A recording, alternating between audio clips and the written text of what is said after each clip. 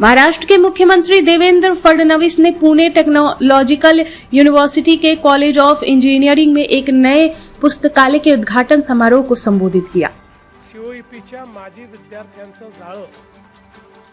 हे किती सघन आहे, किती दूरपर्यंत गेलेलं आहे आणि समाजातल्या वेगवेगळ्या क्षेत्रांना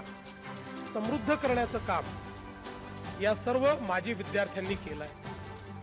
आज ही गोष्ट देखील आपण मान्य केली पाहिजे की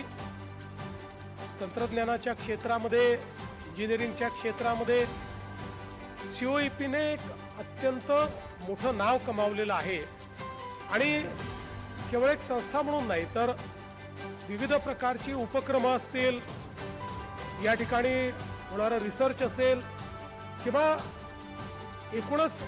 एक अकॅडमिक इन्स्टिट्यूशन म्हणून